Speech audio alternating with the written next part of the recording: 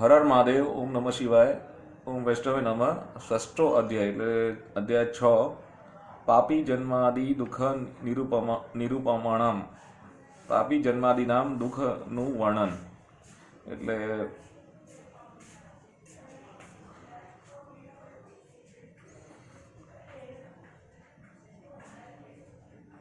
કયા જાતનું દુઃખ ભોગવે છે પાપી માણસ એના વિશેનું વર્ણન. તો આ સાથે ષષ્ઠો અધ્યાય 6 શરૂ કરું છું. આમાં મને કોઈ જ્ઞાન નથી, જે લખેલું છે હું વાંચીને સંભળાવું છું અને જેમ જ્ઞાન આવતું જશે હું તમને એના ભાવાર્થ સમજાવતો જઈશ. વાણી ગુણાનું કથેને શ્રવણો કથાયામ હસ્તો ચ કર્મસુ મનસ્ત્વ પાદ્ય નર સમુત્યામ શિરસ્ત્વ નિવાસ જગત પ્રણામે દૃષ્ટિ સતામ ભવતુ દર્શન એવં નિત્યહમ. ગરુડુવાચ કથમુત પદ્યતે માતુર્જઠરે નરા કા ગતઃ ગર્ભાદિ દુઃખમ યદ ભુક્તે તન્મે કથય કેશવ. ગરુડજીએ પૂછ્યું, હે કેશવ, આપે કહ્યું કે કર્માધિનાથી જીવ અનેક નર્ક ભોગ્યા બાદ ફરીથી માના ઉદરમાં પ્રવેશી ત્યાં દુઃખ ભોગવે છે, તો ત્યાંના કઈ જાતનું દુઃખ છે હે પ્રભુ, તે સર્વ મને જણાવો. માતાના દેહમાં થતો ક્રમિક વિકાસ, ગર્ભમાં ભોગવાતી યાતનાઓ. વિષ્ણુરુવાચ સ્ત્રી પુસંતુ પ્રસંગેન વિરુદ્ધ શુક્રાશોણિત યથા મજાયતે મત્સ્યતથા વક્ષ્યામ્યઃ તવઃ ઋતુ મધ્યે હિ પાપાનામ દેહોત્પત્તિઃ પ્રજાયતે ઇન્દ્રસ્ય બ્રહ્મ હત્યસ્તિ યસ્મિન તસ્મિન દિનત્રહે. ભગવાન વિષ્ણુ બોલ્યા, હે ગરુડ, માતાના ઉદરમાં દેહનો થતો ક્રમિક વિકાસ, જીવ સેવા પડતા દુઃખો મિશ્ર થઈને જે રીતે જીવને દેહ ઉત્પન્ન થાય છે તે હું તમને કહું છું. રજો દર્શન થાય ત્યારે ઇન્દ્રની બ્રહ્મ હત્યાના પાપથી પહેલા 3 દિવસ પાપીઓનો દેહ ઉત્પન્ન થાય છે.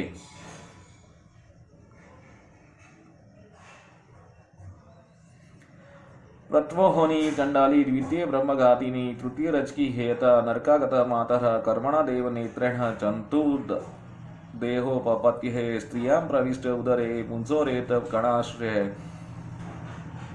ઇન્દ્રએ બ્રહ્મ હત્યા કરીને એ હત્યાના પાપને વહેંચી નાખી ત્યાગી દીધું છે. એ વહેંચણી આ પ્રમાણે થયેલ છે. રજો દર્શનના પહેલા દિવસે સ્ત્રીની ચાંડાલીની ભંગ્યણ, બીજા દિને બ્રહ્મઘાતિની તથા ત્રીજા દિવસે દોબન જાણવી ચંડાલીની અને બ્રહ્મઘાતિની ને સ્પર્શનો દોષ લાગે છે. તેમ છતાં નર્કમાં આવીને આલોકમાં જન્મનારા પાતકીઓ આ 3 દિવસ માના ઉદરમાં ગર્ભરૂપે સ્થપિત થાય છે. ઈશ્વરની ઈચ્છાથી પોતાના કર્મોને આધીન દેહ સર્જન માટે પુરુષના વીર્યબિંદુનો આધારે જીવ સ્ત્રીના ઉદરમાં પ્રવેશે છે.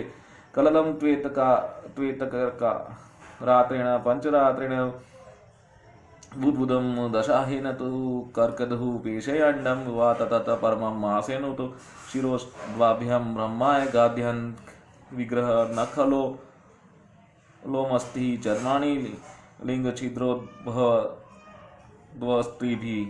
1 રાત્રિ બાદ સ્ત્રીને અને પુરુષને વીર્ય પરસ્પર મિશ્ર થાય છે. 5 રાત્રિ બાદ તેના આકાર વર્તુળ રૂપે થાય છે. 10 રાત્રિ બાદ તેનું ફળ કઠણ અને બોર જેવડું થાય છે. ત્યાર પછી એ દેહ જેવા ગાંઠે લંબાકાર અર્થાત ઈંડા જેવો આકાર થાય છે. 1 મહિના થાય ત્યારે એ ગર્ભનું માથું પ્રાપ્ત થાય છે. 2 માસનો પછી હાથ, પગ આદિ અવયવો પ્રાપ્ત થાય છે. 3 મહિને એ ગર્ભનો નખ, બાળ, હાડકા, ચામડી તથા લિંગ, નાક, કાન વગેરે પ્રાપ્ત થાય છે.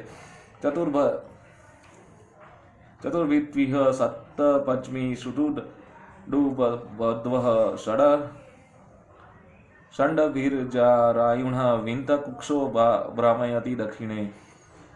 માતુર્જગ્ધા વનઃ ધૈર્યદ્વદ્વા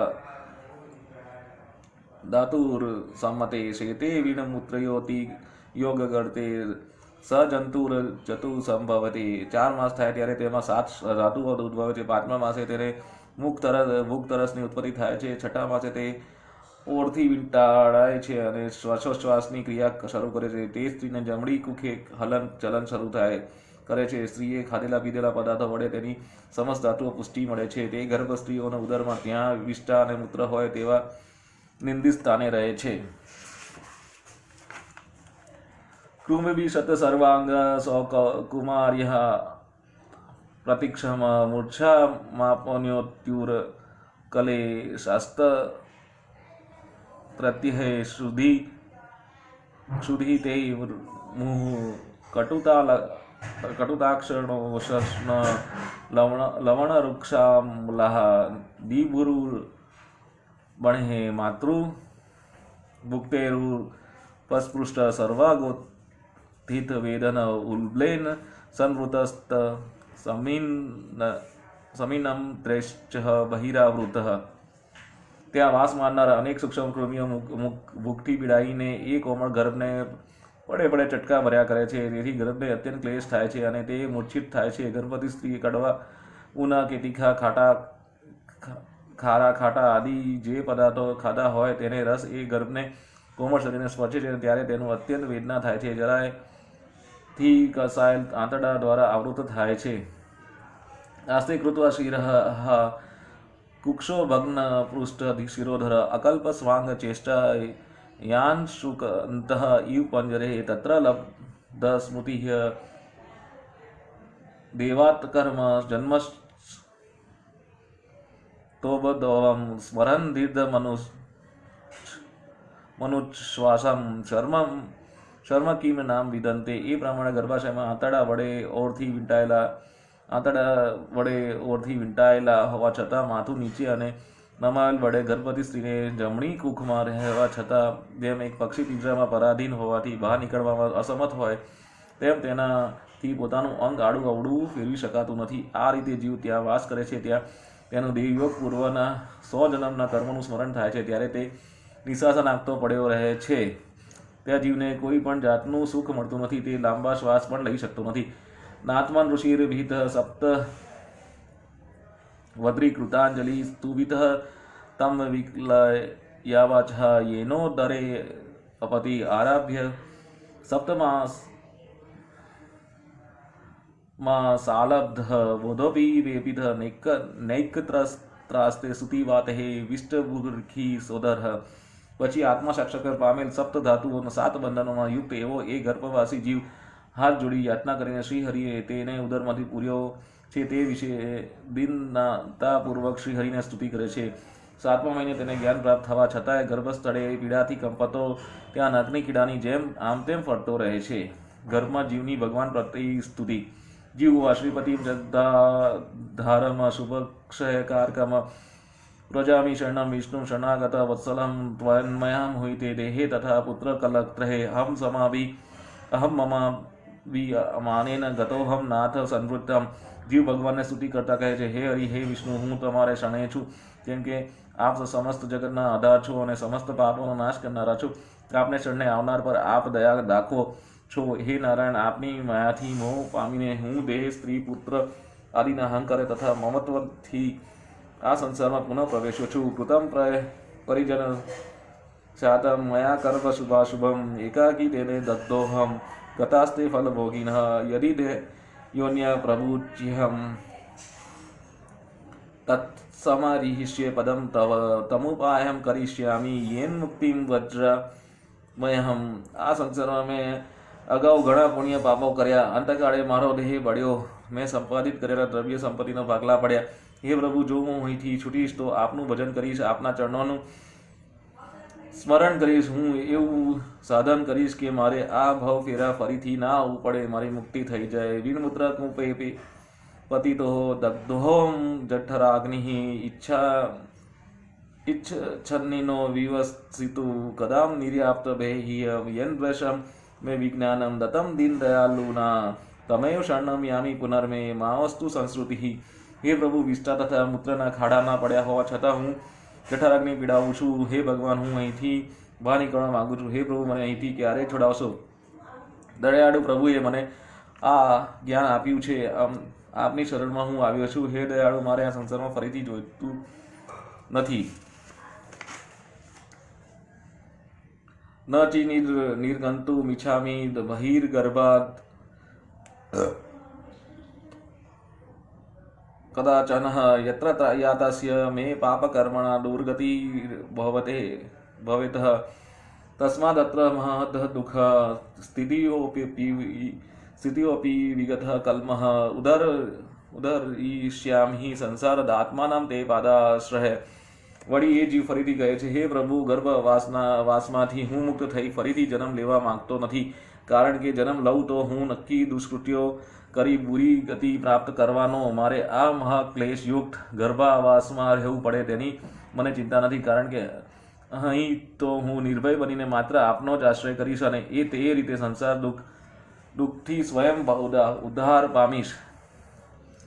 શ્રી ભગવાન ઉવાચ એવં કૃતમતી ગર્ભે દશમાસ્યસ્તુ વનૃષિ સદ્યસીપત્યવાચિનમ પ્રસૂત્યે સુતિ મારુતઃ તેના વસુશ્ચ સહસ્રા કૃત્વા આવા કૃત્વા કશીર આતુર વિનિષ્ક્રમાતિઃ કૃચ્છેણ નિરુચ વાસો હત્સ્મૃતિઃ. ત્યારે ભગવાને કહ્યું, હે ગરુડ, આ પ્રમાણે ગર્ભમાં બહાર આવ્યા પછી જીવની સ્થિતિ મારું સ્તવન કરવા છતાં 10 મહિને થાય ત્યારે તે જીવને પ્રસૂતિ કાળે ઉદરમાં ઉત્પન્ન થયેલું વાયુ ગર્ભની મોં નીચે કરી ઉદરમાંથી બહાર નીકળે છે. એ વાયુને સ્પર્શથી તત્કાળ નીચી ડોકે અત્યંત પીડા પામીને યોનિ દ્વારેથી બહાર નીકળે છે. ત્યારે ગર્ભમાં હતો ત્યારે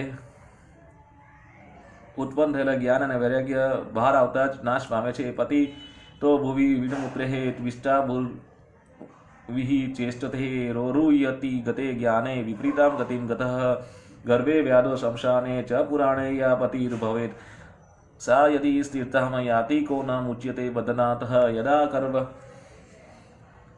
कर्पादः हिर्याति कर्म भोगादनन्तरं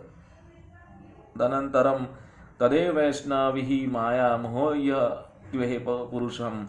આમ જીવ આલોકમાં જન્મીને નર્ક તેમજ મળમૂત્રની પથારીમાં નર્કને કીડાની જેમ રહીને ગર્ભાવસ્થામાં પ્રાપ્ત થયેલા આત્મા સાક્ષાત્કારી રૂપી જ્ઞાનનો નાશ થવાથી વિપરીત થયેલું જાણી તે રુદન કરે છે. હે ગરુડ, ગર્ભ સ્મશાન વ્યાધિગ્રસ્ત તેમજ પુરાણનું વાંચન થાય ત્યારે મનુષ્યને વૈરાગ્ય ઉત્પન્ન થાય છે. જો એ વૈરાગ્યમાં કાયમ રચ્યો પચ્યો રહે તો તેના માટે માયાના બંધનમાંથી છૂટવું અત્યંત સહેલું છે. કર્મના ફળ ભોગવ્યા પછી ગર્ભમાંથી મુક્તિ થતી વખતે ભગવાનની માયાથી એ મોહ પામે છે. ગર્ભમાંની મુક્તિ પછીની જીવનની સ્થિતિ સ તદા માયા સ્પૃષ્ટો ચ ન કિંચિદ્વદતે અવશ્ય શેષવાદી ભુવન દુઃખમ પરાધીનતયા નુતે પરછંદ ન વિદુ સા પુષ્યે જનેન સહ અનભિપ્રેતમા પનઃ પ્રત્યાખ્યાતુમ નિશ્વરઃ. એ માયામાં ગૂંચવાઈને અર્થાત પરાધીનપણે કશુંક જ બોલ્યા વિના બાલાવસ્થામાં દુઃખો ભોગવે છે. બાળકની મનની વાત જાણવા આસક્ત સગા તેનું પોષણ કરે છે, છતાં તેના મનમાં શું છે તેને સૂચતું નથી, કેમ કે દુઃખ અને ભૂખથી બાળક પોતાના મનની વાત કહી શકતું નથી. તે રોવા લાગે છે ત્યારે માતા પિતા તેને દૂધ આદિ આપે છે. આમ તેનું પાલન થાય છે. શાયિતો શિવચિ પર્યંકે જંતુસ્વેદ ચતુશ્રુતિ નેશકયન ડંગનો માસનોત્થાન ચેષ્ટતે તુદંત્ય મત્વચ્ચેસે દંશામસ્કા મત્કુ દહ રુદંતમ વિગત જ્ઞાનમ કૃમય કૃમિ કયંથા.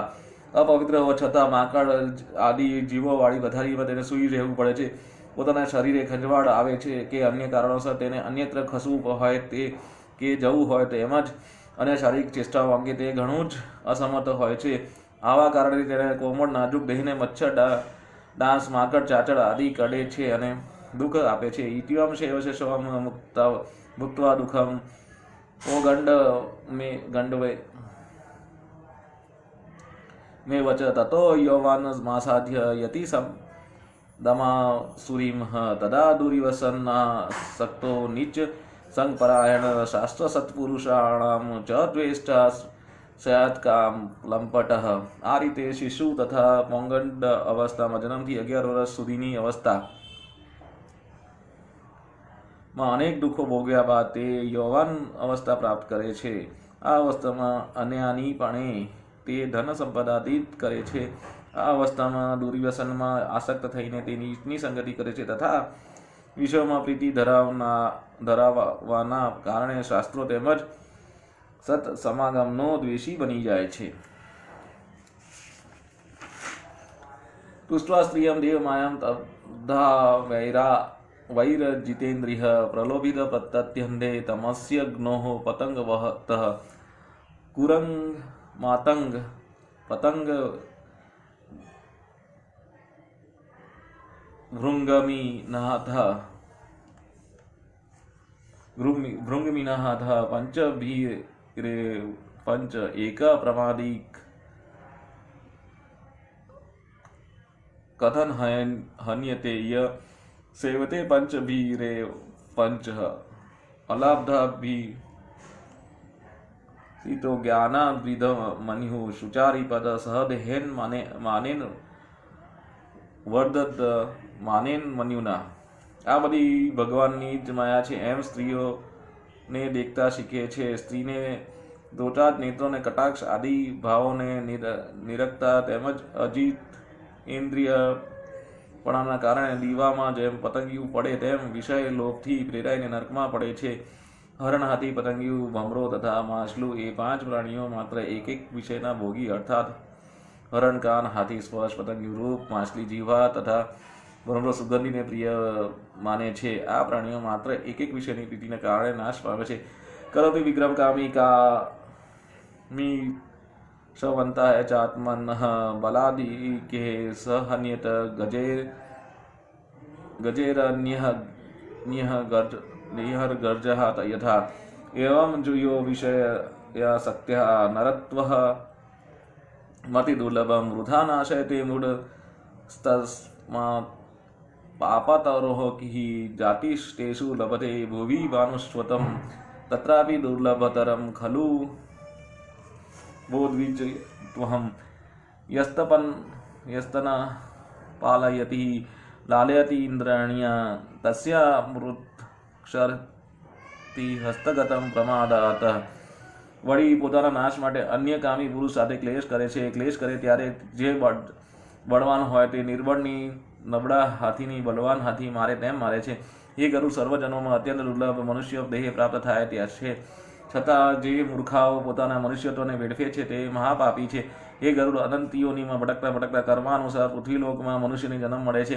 તેમાં બ્રાહ્મણનો જન્મ મળવો અત્યંત દુર્લભ છે. એ જન્મ મળ્યો હોવા છતાં જે માત્ર તેનું પોષણ કરે છે અને ઇન્દ્રિયોને લાડ લડાવે છે તેના હાથમાં આવેલું અમૃત ઢોળાઈ ગયું છે એમ માનવું. અર્થાત તેણે પોતાના જન્મનો સાર્થક કર્યો નથી અને જન્મને વેડફી નાખ્યો છે તેમ સમજવું. તત્સાસા મૃતતામ પ્રાપ્ય મહાવ્યાધિ સમાકુલ મૃત્યુ પ્રાપ્ય મહદ દુઃખ નરકમ યાતિ પૂર્વવત એવં ગતાગતેઃ કર્મપાશૈર બદદાશ્ચ પાપીન કદાપી ન વિરજ્યન્તે મમ માયા વિમોહિતઃ ઇતિ તે કથિતં તારક્ષ્ય પાપિનં નાર્કી ગતિઃ અત્યષ્ટિ કર્મહીનાનામ કિં ભૂય શ્રોતુમિચ્છાસી. પછી વૃદ્ધા અવસ્થામાં પણ અનેક દુઃખ વેઠી તે મૃત્યુ પામી અગાઉની જેમ નરકે પડે છે. હે ગરુડ, આ પ્રમાણે અનેક વાર આ ભૂમિ પર જન્મીને નરકે જવાની કર્મ રચનામાં પાપીઓ ફસાય છે. તેને વૈરાગ્ય થતો નથી, કારણ કે મારી પાર ના પામી શકાય તેવી માયામાં તે મોહ પામે છે. હે ગરુડ, જેની પાછળ ઉત્તરક્રિયાઓ કે કર્મો ન થયા હોય તેની નરકમાં કઈ ગતિ થાય છે તે મેં તમને સંભળાવ્યો. હવે તમે શું જાણવા માંગો છો? ऋषि गरु पुराणे सारो द्वारा पापी न जन्मादि दुख निरूपण नामे 6 अध्याय समाप्त. संकीर्तन माता कौशल्य करत आरती त्रिभुवन जय जय कारायण श्रीमन नारायण नारायण नारायण लक्ष्मी नारायण. माता पिता की आज्ञा पाई चित्रकूट पग धारायण श्रीमन नारायण नारायण नारायण लक्ष्मी नारायण नारायण नारायण. 14 वर्ष वासवन किन्हो सूर नर मुनि हितकारायण श्रीमन नारायण नारायण लक्ष्मी नारायण नारायण नारायण. दंडकवन प्रभु पावन किन्हो ऋषि मुनि त्रास निवारायण श्रीमन नारायण नारायण लक्ष्मी नारायण. ऋषि मुनि को प्रभु दर्शन देकर पंचवटी पग धारायण श्रीमन नारायण नारायण लक्ष्मी नारायण नारायण नारायण. આ સાથે 6 અધ્યાય જેમાં પાપી જન્માદિનો દુઃખનું વર્ણન જો ઉત્તરક્રિયા ના થઈ હોય તો પુનર્જન્મ લેવો પડે છે એનું જ્ઞાન પ્રાપ્ત થયું. કથાને વિરામ આપીએ અને આ વાંચન કાલે ફરીથી ચાલુ રહેશે. ઓમ નમઃ શિવાય. હર હર મહાદેવ. ઓમ વિષ્ણવે નમઃ. ચલો, ઓમ શ્રી કૃષ્ણ. હર હર મહાદેવ.